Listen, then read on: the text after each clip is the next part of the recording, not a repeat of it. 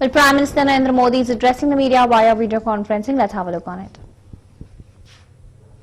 भारत के निर्माण में रहा है।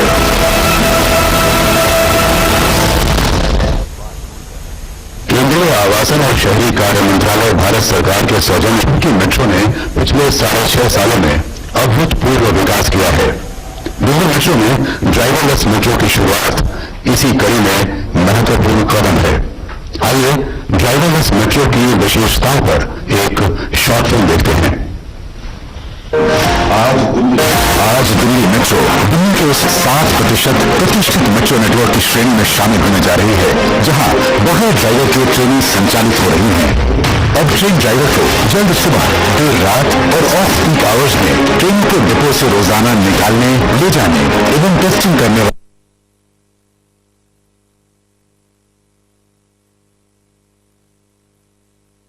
मात्र 10 मिनट में चेक कर लेंगी और यात्री सेवाओं के लिए तकनीकी रूप से एडवांस्ड इन ट्रेनों में अब ह्यूमन एरर की गुंजाइश भी नहीं रहेगी। अत्याधुनिक टेक्नोलॉजी से लैस ये ट्रेनें पहले से नियमित, सुरक्षित और सुगम यात्रा का अनुभव कराएंगी और जून 2021 तक 57 किलोमीटर लंबी पिंक लाइन। अनुरोध करूंगा माननीय प्रधानमंत्री श्री नरेंद्र मोदी जी से कि वो वीडियो कॉन्फ्रेंसिंग के जरिए फ्लैग का अनावरण करते हुए देश की प्रथम चालक रहित मेट्रो ट्रेन सेवा का शुभारंभ करें।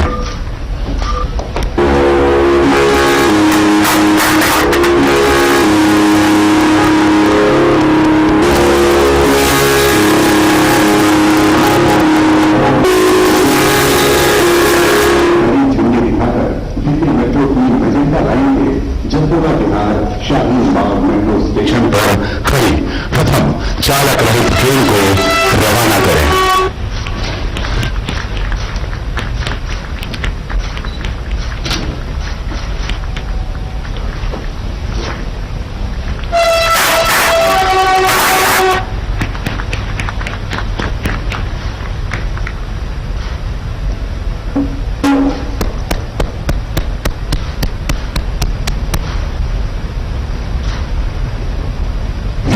धन्यवाद माननीय प्रधानमंत्री जी। आइए अब हम नेशनल कॉमन मोबिलिटी कार्ड के बारे में एक लघु फिल्म का अवलोकन करते हैं, जिसका माननीय प्रधानमंत्री जी ने अपने one nation one card vision के तहत पिछले साल अहमदाबाद में अनावरण किया था और जिसके जरिए अब दिल्ली मेट्रो में भी एयरपोर्ट एक्सप्रेस लाइन पर यात्रा करना आज से आरंभ हो जाएगा।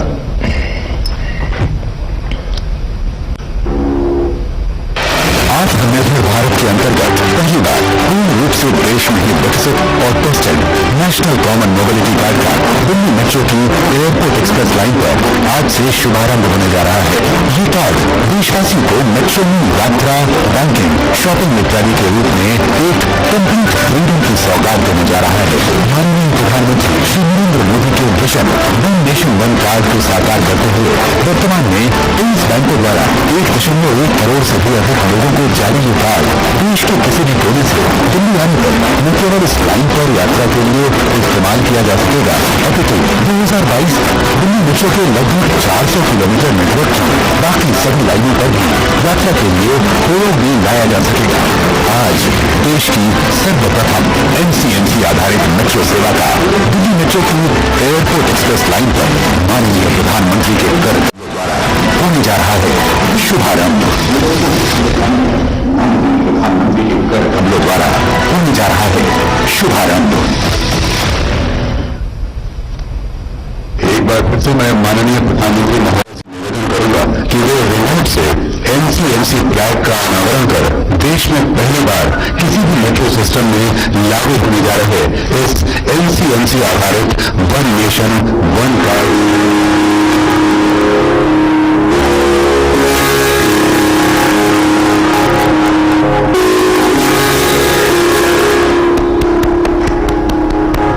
आभार। माननीय प्रधानमंत्री महोदय, आत्मनिर्भर भारत के रूप में एक नए राष्ट्र का निर्माण करने वाले माननीय प्रधानमंत्री जी, अब हम बहुत ही आदर के साथ अनुरोध करेंगे कि अपने आशीर्वचनों से हमारा मार्गदर्शन करें। केंद्रीय मंत्रिमंडल के मेरे सहयोगी श्री हरदीप सिंह पुरी जी, दिल्ली के मुख्यमंत्री श्रीमान अरविंद केजरीवाल जी, डीएमआरसी के मैनेजिंग डायरेक्टर श्री मंगू सिंह जी, देश में चल रही मेट्रो परियोजनाओं के वरिष्ठ पदाधिकारीगण और मेरे प्यारे भाइयों और बहनों, मुझे आज से लगभग 3 साल पहले मेजेंटा लाइन के उद्घाटन का सौभाग्य मिला था। आज फिर इसी रूट पर देश की पहली पूरी तरह से ऑटोमेटेड मेट्रो, जिसको हम बोलचाल की भाषा में ड्राइवरलेस मेट्रो भी कहते हैं, इसका उद्घाटन करने का अवसर मिला। ये दिखाता है कि भारत कितनी तेजी से स्मार्ट सिस्टम की तरफ आगे बढ़ रहा है। आज नेशनल कॉमन मोबिलिटी कार्ड, इससे भी दिल्ली मेट्रो जुड़ रही है। पिछले साल अहमदाबाद से इसकी शुरुआत हुई थी। आज इसका विस्तार दिल्ली मेट्रो की एयरपोर्ट एक्सप्रेस लाइन में हो रहा है। आज का यह आयोजन अर्बन डेवलपमेंट को अर्बन रेडी और फ्यूचर रेडी करने का प्रयास है। साथियों, भविष्य की जरूरतों के लिए देश को आज तैयार करना, आज काम करना, ये गवर्नेंस का अहम दायित्व है। लेकिन कुछ दशक पहले जब शहरीकरण, अर्बनाइजेशन का असर और अर्बनाइजेशन का भविष्य दोनों ही बिल्कुल साफ था, उस समय एक अलग ही रवैया देश ने देखा। भविष्य की जरूरतों को लेकर उतना ध्यान नहीं था, आधे अधूरे मन से काम होता था, भ्रम की स्थिति बनी रहती थी। उस समय तेजी से शहरीकरण हो रहा है, लेकिन इसके आफ्टर इफेक्ट से निपटने के लिए हमारे शहरों को उतनी तेजी से तैयार नहीं किया गया। परिणाम यह हुआ कि देश के बहुत से हिस्सों में शहरी इंफ्रास्ट्रक्चर की मांग और पूर्ति में बहुत ज्यादा अंतर आ गया। साथियों, इस सोच से अलग आधुनिक सोच ये कहती है, शहरीकरण को चुनौती न मानकर एक अवसर की तरह इस्तेमाल किया जाए। एक ऐसा अवसर जिसमें हम देश में बेहतर इंफ्रास्ट्रक्चर बना सकते हैं, एक ऐसा अवसर जिसमें हम ईज ऑफ लिविंग बढ़ा सकते हैं। सोच का ये अंतर शहरीकरण के हर आयाम में दिखता है। देश में मेट्रो रेल का निर्माण भी इसका एक उदाहरण है। दिल्ली में ही मेट्रो की चर्चा बरसों तक चली, लेकिन पहली मेट्रो चली अटल जी के प्रयासों से। यहां तो मेट्रो सर्विस के इतने एक्सपर्ट इस कार्यक्रम में जुड़े हैं, वो भी इसे भली भांति जानते हैं कि मेट्रो निर्माण की क्या स्थिति थी। साथियों, साल 2014 में जब हमारी सरकार बनी, उस समय सिर्फ 5 शहरों में मेट्रो रेल थी। आज 18 शहरों में मेट्रो रेल की सेवा है। वर्ष 2025 तक हम 25 से ज्यादा शहरों तक विस्तार देने वाले हैं। साल 2014 में देश में सिर्फ 248 kilometre 248 kilometre metro line operation थी। आज ये करीब 3 गुनी यानी 700 किलोमीटर से ज्यादा है। वर्ष 2025 तक हम इसका विस्तार 1700 किलोमीटर 1700 किलोमीटर तक करने का प्रयास कर रहे हैं। साल 2014 में मेट्रो पर सवारी करने वालों की संख्या 17 लाख प्रतिदिन थी। अब यह संख्या 5 गुना बढ़ गई है। अब 85 लाख लोग हर दिन मेट्रो से सवारी करते हैं। याद रखिए, ये सिर्फ आंकड़े नहीं, ये करोड़ों भारतीयों के जीवन में आ रही ईज ऑफ लिविंग के प्रमाण है। ये सिर्फ ईंट, पत्थर, कंक्रीट और लोहे से बने इंफ्रास्ट्रक्चर नहीं, बल्कि ये देश के नागरिकों, देश के मिडिल क्लास की आकांक्षा पूरा होने के साक्ष्य है। साथियों, आखिर ये परिवर्तन, ये बदलाव आया कैसे? ब्यूरोक्रेसी वही है, लोग वही हैं, फिर कैसे इतना तेज काम हुआ? इसकी वजह यही रही कि हमने शहरीकरण को चुनौती नहीं बल्कि अवसर के रूप में देखा। हमारे देश में पहले कभी मेट्रो को लेकर कोई नीति ही नहीं थी।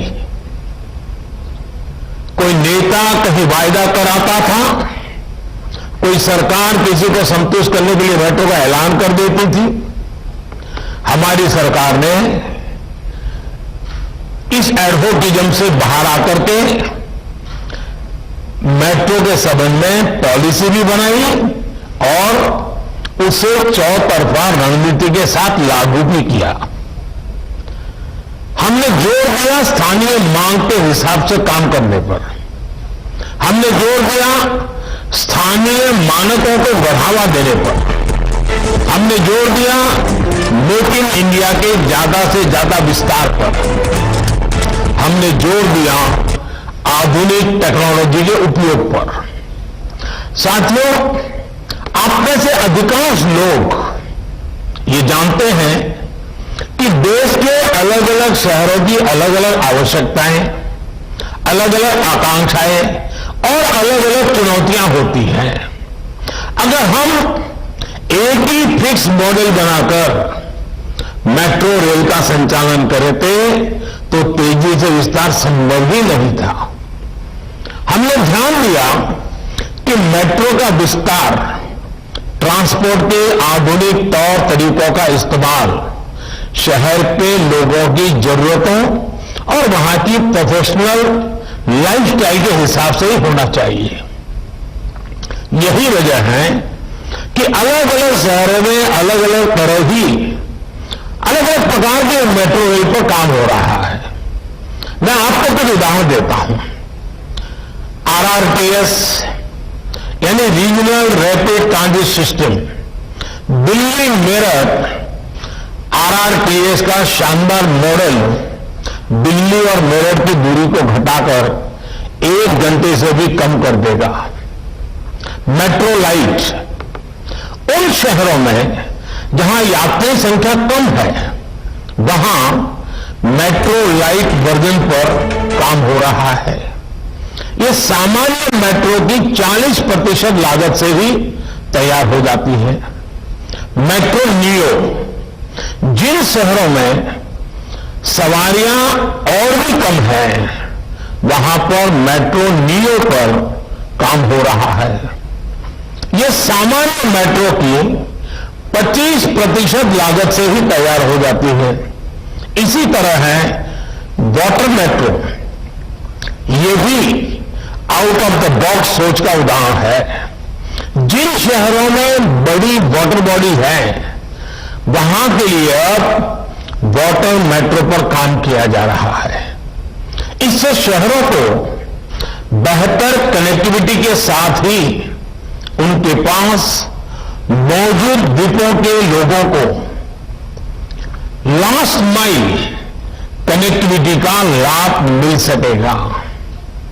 कोची में यह काम तेजी से चल रहा है। और साथियों, हमें यह भी ध्यान रखना है कि मेट्रो आज सिर्फ सुविधा संपन्न पब्लिक ट्रांसपोर्ट का माध्यम भर नहीं है। ये प्रदूषण कम करने का भी बहुत बड़ा जरिया है। मेट्रो नेटवर्क के कारण सड़क से हजारों वाहन कम हुए हैं जो प्रदूषण का और जाम का कारण बनते थे। साथियों, मेट्रो सर्विसेज के विस्तार के लिए मेक इन इंडिया भी उतना ही महत्वपूर्ण है। मेक इन इंडिया से लागत कम होती है, विदेशी मुद्रा बचती है और देश में ही लोगों को ज्यादा से ज्यादा रोजगार मिलता है। रोलिंग स्टॉक के मानकीकरण से जहां भारतीय मैन्युफैक्चरर्स को फायदा हुआ है, वहीं हर कोच की लागत अब 12 करोड़ से घटकर 8 करोड़ पहुंच गई है। साथियों, आज 4 बड़ी कंपनियां देश में ही मेट्रो कोच का निर्माण कर रही हैं। दर्जनों कंपनियां मेट्रो कंपोनेंट्स के निर्माण में जुटी हैं। इससे मेक इन इंडिया के साथ ही आत्मनिर्भर भारत के अभियान को मदद मिल रही है। साथियों, आधुनिक से आधुनिक तकनीक का इस्तेमाल ये समय की मांग है। अभी मुझे बिना ड्राइवर के चलने वाली मेट्रो रेल का उद्घाटन करने का अवसर मिला है। आज इस उपलब्धि के साथ ही हमारा देश दुनिया के उन चुनिंदा देशों में शामिल हो गया है जहां इस तरह की सुविधा है। हम ऐसे ब्रेकिंग सिस्टम के भी प्रयोग कर रहे हैं जिनमें ब्रेक लगाने पर 50% ऊर्जा वापस ग्रिड में चली जाती है। आज मेट्रो रेल में 130 मेगावाट सोलर पावर का इस्तेमाल किया जा रहा है, जिसे बढ़कर 600 मेगावाट तक ले जाने का इरादा है। आर्टिफिशियल इंटेलिजेंस उसका उपयोग करते हुए आर्टिफिशियल इंटेलिजेंस प्लेटफॉर्म और स्क्रीनिंग दरवाजे इन आधुनिक तकनीकों पर भी काम तेजी से चल रहा है। साथियों, आधुनिकीकरण के लिए एक ही तरह के मानक और सुविधाएं उपलब्ध कराना बहुत जरूरी है। राष्ट्रीय स्तर पर कॉमन मोबिलिटी कार्ड इसी दिशा में एक बड़ा कदम है। कॉमन मोबिलिटी कार्ड का लक्ष्य बिल्कुल स्पष्ट है। आप जहां कहीं से भी यात्रा करें, आप जिस भी पब्लिक ट्रांसपोर्ट से यात्रा करें, ये एक कार्ड आपको इंटीग्रेटेड एक्सेस देगा। यानी एक कार्ड ही हर जगह के लिए पर्याप्त है। ये हर जगह चलेगा। साथियों, मेट्रो के सफर करने वाले जानते हैं किस तरह अक्सर सिर्फ एक टोकन लेने के लिए कितनी देर लाइन में लगे रहना होता है। दफ्तर या कॉलेज पहुंचने में देर हो रही है और ऊपर से टिकट की परेशानी। मेट्रो से उतर भी गए तो बस का टिकट। आज जब हर किसी के पास समय की कमी है तो रास्तों में समय नहीं गंवाया जा सकता। एक जगह से दूसरी जगह जाने के लिए ऐसी दिक्कतें अब देश के लोगों के सामने रुकावट न बने, हम इस दिशा में काम कर रहे हैं। साथियों, देश के सामर्थ्य और संसाधनों का देश के विकास में सही इस्तेमाल हो, ये हम सभी की जिम्मेदारी है।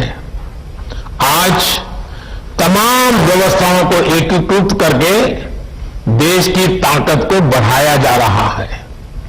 एक भारत श्रेष्ठ भारत को मजबूत किया जा रहा है।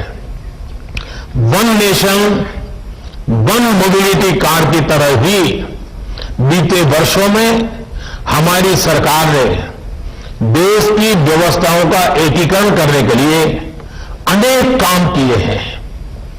वन नेशन वन फास्टैग ने देश भर के हाईवे पर ट्रैवल सीमलेस हुआ, अनावश्यक रोक टोक रुकी है, जाम से मुक्ति मिली है, देश का समय और देरी से होने वाला नुकसान कम हुआ है। वन नेशन वन टैक्स यानी जीएसटी ने देश भर में टैक्स का जाम समाप्त हुआ है। डायरेक्ट टैक्स से जुड़ी व्यवस्था एक जैसी हुई है।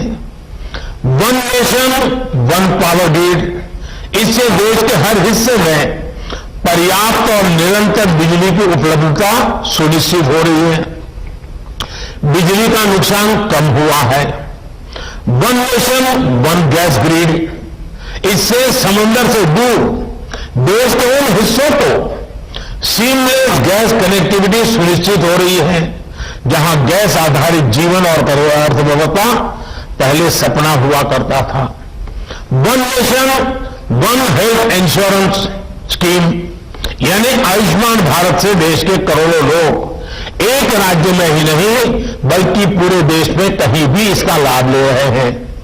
One nation one ration card, इससे भी एक स्थान से दूसरे स्थान जाने वाले नागरिकों को नया राशन कार्ड बनाने के चक्करों से मुक्ति मिली है। एक राशन कार्ड से पूरे देश में कहीं भी सस्ते राशन की सुविधा संभव हो पाए हैं।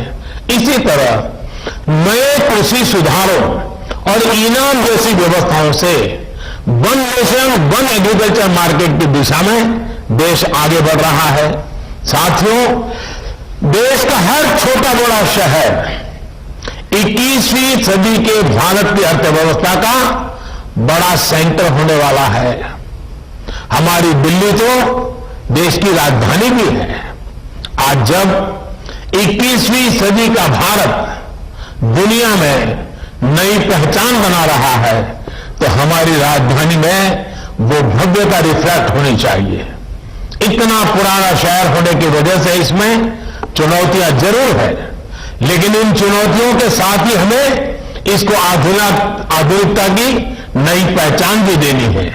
इसलिए आज दिल्ली को आधुनिक स्वरूप देने के लिए अनेकों प्रयास किए जा रहे हैं। दिल्ली में इलेक्ट्रिक मोबिलिटी को बढ़ाने के लिए सरकार ने इनकी खरीद पर टैक्स में भी छूट दी है। दिल्ली की सैकड़ों कॉलोनियों का नियमितीकरण हो या फिर झुग्गियों में रहने वाले परिवारों को बेहतर आवास देने का प्रयास, दिल्ली की पुरानी सरकारी इमारतों को आज की जरूरत के अनुसार एनवायरमेंटल फ्रेंडली बनाया जा रहा है। जो पुराना इंफ्रास्ट्रक्चर है उसको आधुनिक टेक्नोलॉजी आधारित इंफ्रास्ट्रक्चर से बदला जा रहा है। साथियों, दिल्ली में पुराने टूरिस्ट डेस्टिनेशन के अलावा 21वीं सदी के नए आकर्षण भी हो, इसके लिए काम जारी है। Delhi international conference, international exhibition, international business tourism इसका अहम सेंटर होने वाला है। इसके लिए द्वारका में देश का सबसे बड़ा सेंटर बन रहा है। इसी तरह एक और जहां नई संसद भवन के निर्माण का काम शुरू हुआ है, वहीं एक बहुत बड़े भारत वंदना पार्क को भी तैयार किया जा रहा है। ऐसे हर काम से दिल्ली वालों के लिए हजारों रोजगार भी बन रहे हैं और शहर की तस्वीर भी बदल रही है। दिल्ली 130 करोड़ से अधिक आबादी की दुनिया की बड़ी आर्थिक और सामरिक ताकत की राजधानी है। उसी भव्यता के दर्शन यहां होने चाहिए। मुझे विश्वास है कि हम सब मिलकर काम करते हुए दिल्ली के नागरिकों का जीवन और बेहतर बनाएंगे, दिल्ली को और आधुनिक बनाएंगे। एक बार फिर नई सुविधाओं के लिए मैं देश को भी और दिल्ली वासियों को भी बहुत बहुत बधाई देता हूं। धन्यवाद।